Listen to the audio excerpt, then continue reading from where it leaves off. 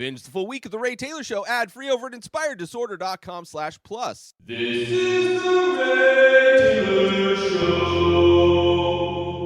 Welcome to The Ray Taylor Show, where I bring you reviews of the latest movies and TV shows, as well as classic and foreign films. I'm your host, Ray Taylor, and on this podcast, I'll be talking about all things film and television. Whether you're looking for a new show to binge or want to know if that blockbuster is worth the trip to the theater, or just want to hear my thoughts on a classic or foreign film, I've got you covered. So join me every Monday, Wednesday, and Friday for new episodes, and let's dive into the world of film and television together. On today's episode, I am talking about a short film, The Swan.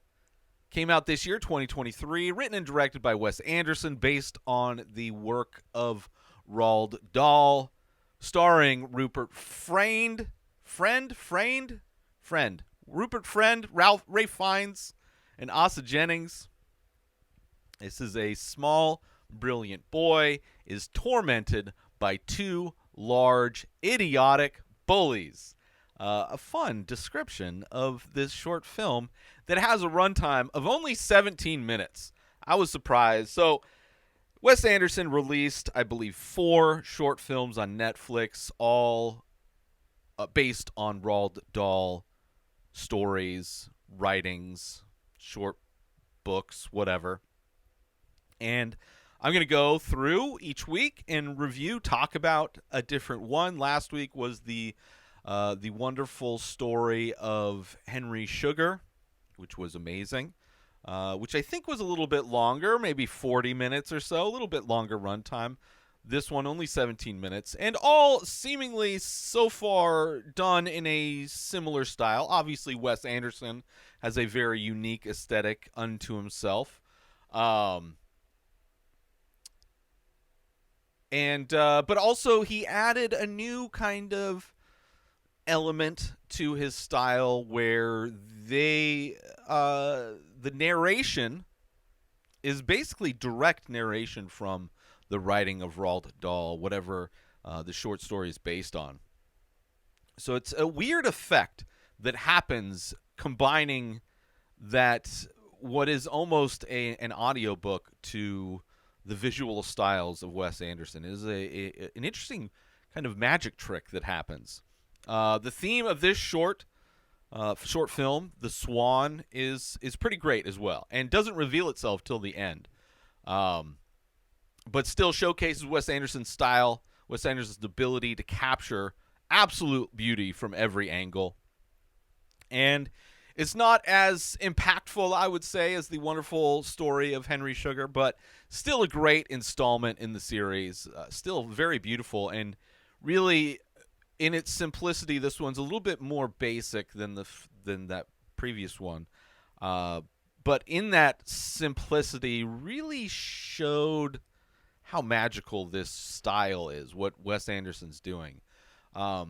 Much more basic film compared to Wonderful Story of Henry Sugar. Still done in the same style, though. Narrated direct to camera, while events are being showcased like in kind of a stage production style. This one even having stage hands, being some of the very few cast members in this short film. Only 7 people in the cast of this, and 1, 2, 3, 4 stage hands. And then you have Ray Fiennes, who plays Roald Dahl, who shows up at the very end. You have Rupert Friend, who is the narrator, and then you have Asa Jennings, who plays Peter Watson, this kid that is being tormented and bullied. So very simple, but it's beautiful. Again, work of art. Doesn't necessarily hit as hard as the previous short film, but still very great. This has more of a weathered look, which I thought was interesting. The visual look of this has a little bit more grainy, a little bit, not quite as, I don't know. I'd just say a little bit more weathered than most Wes Anderson stuff. And the narrator in this, because it is so minimal, the narrator also kind of doing the voices of certain characters in the story, which I found to be delightful.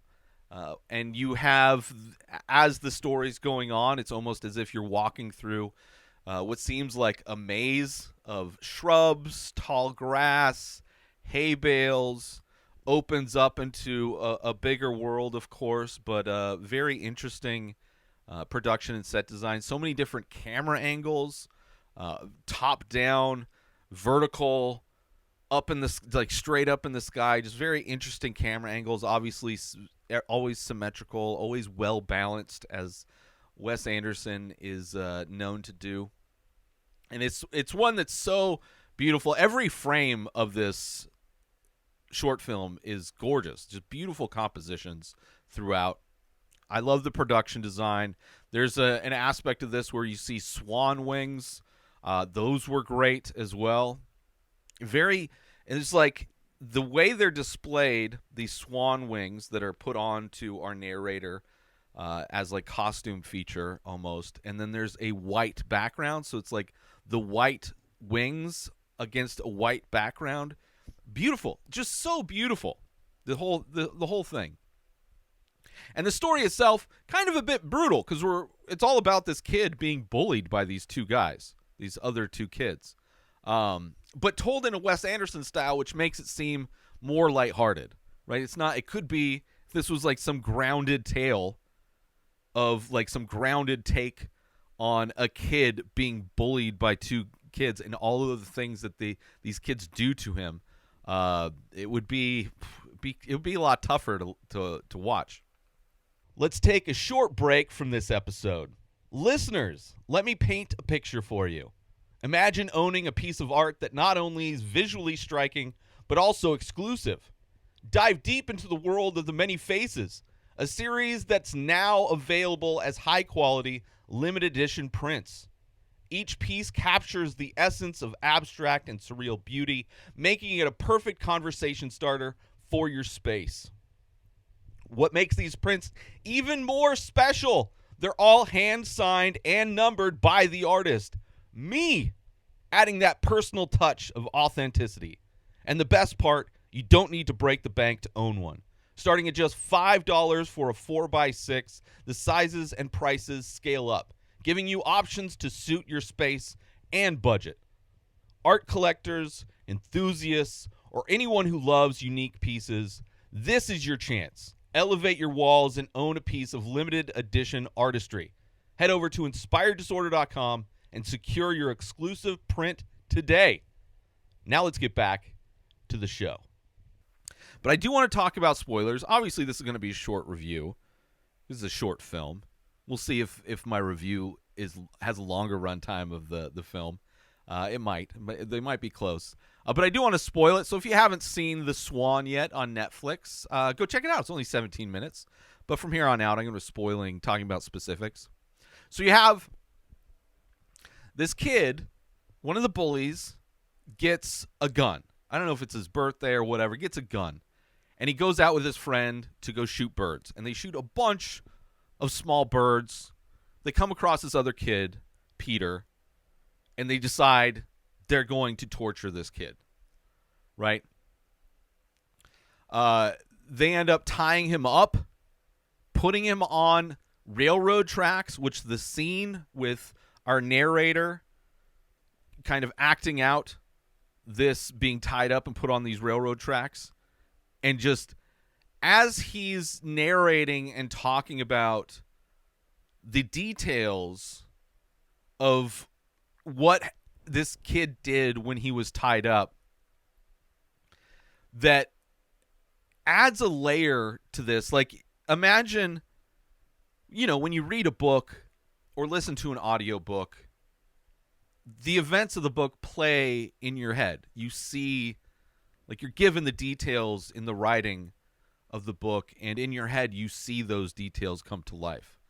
With this, you get that same thing happening in your head as the narrator is describing the details of this kid laying on the railroad tracks and what he's doing to try and survive when the train is supposed to pass over.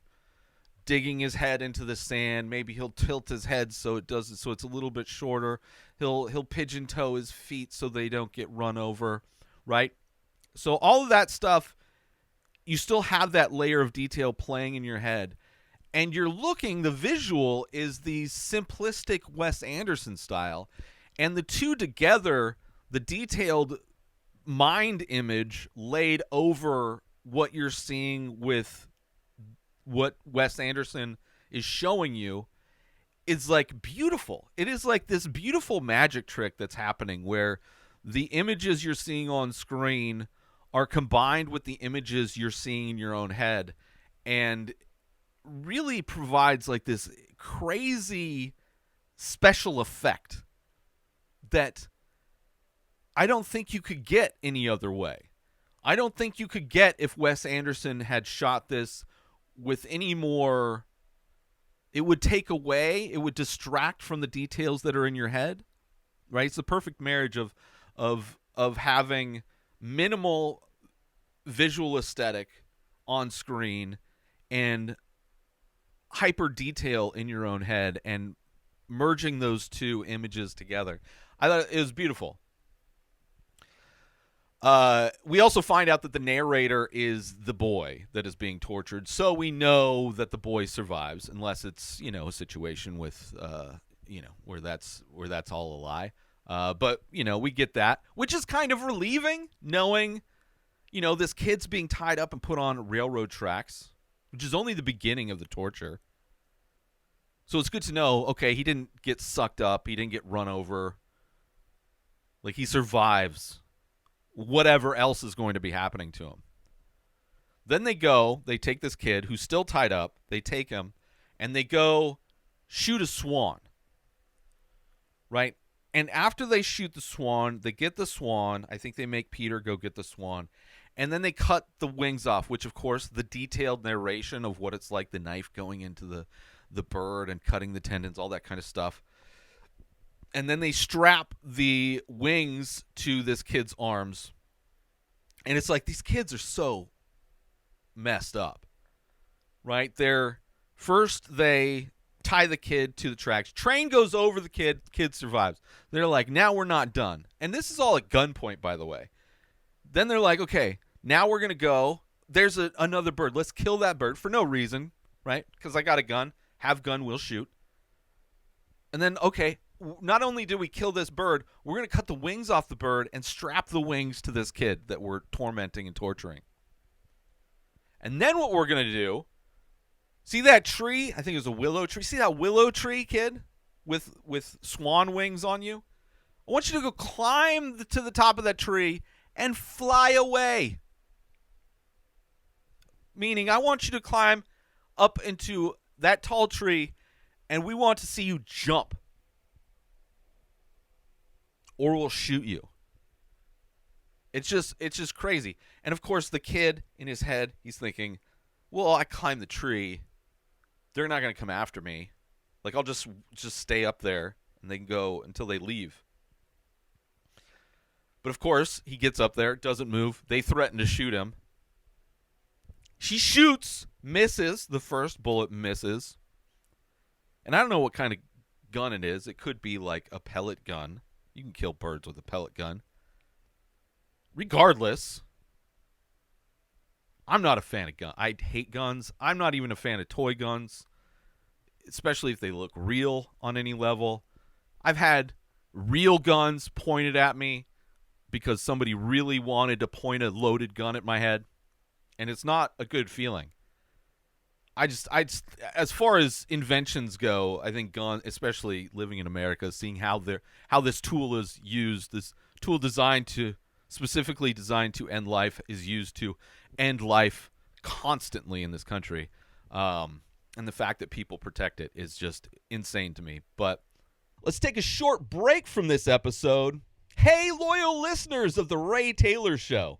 You know, it's one thing to tune in and engage with the content I passionately create for you, but what if I told you there's a way to wear your fandom? Introducing our exclusive line of merchandise inspired directly by the vibes and visuals of this very podcast. From stylish t-shirts that'll make you stand out in a crowd to our eco-friendly, biodegradable phone cases, adorned with artwork inspired by the show. You can now carry a piece of the Ray Taylor Show wherever you go. Whether you're looking to make a fashion statement, protect your phone with some flair, or simply want to show off your love for the show, our merchandise has got you covered. Ready to rock our gear? Head over to inspireddisorder.com and get yours today. Wear the show, be the vibe. Now let's get back to the show. They shoot, they miss the kid, they shoot again, knocks him off, actually hits his leg, makes him, the impact makes him fall from the tree. Tries to hold on. And this story, I'm like, this is brutal. Obviously, it's being displayed in a very kind of Wes Anderson-y kind of a thing. But, like, to think about what these kids are doing, it's like it's a story about, it's like this is just about this kid being bullied. And then you find out the reveal of what the story is about. And the story is about a certain kind of person. The kind of person that never gives up. The kind of person that despite being tortured by life, despite being given hardship after hardship, they just keep going. They choose to survive. They choose to outlast the torture, outlast the oppression. And that this is a story about Peter, who is that kind of a person, who despite being bullied by these kids, never gives up. Always thinking of ways to survive each situation, whether it's the train tracks, whether it's him thinking of ways to get out of this situation, being in the tree, him just not giving up. And it's like so inspirational to where it's like, instead of being, and I think the original story is written from the perspective of the bullies. This one is told from the perspective of Peter and is a story of, survival in many ways. And at the end of it, there's a little blurb that says this Roald Dahl story was inspired by a news article that Dahl found and kept in his idea book for 30 years before writing the story. So in some ways, the idea, the news article, never gave up. The idea for him to create something from that news article was something that never gave up. So not only the kid withstood the test, the tragedy, and survived, this story survived. So it's an interesting layer as well. And him flying to the backyard of his home, kind of crazy, fantastical. 3 witnesses said they saw a giant bird fly in the sky. I loved the addition of the meaning of the story. I love the addition of, like, the theme, what this is all about. Why are we watching? Why are we hearing about this kid being tortured by these bullies? It's just relentless. It's like, oh, it's about surviving. It's about getting through it. It's about taking each moment and doing your best to survive. And I love that. Once the theme was revealed, it kind of reframes everything as a positive, harrowing tale in many ways. Right? It's not about the bullies treating this boy like shit. It's about the boy's strength to survive, not give up, find ways to survive each and every moment.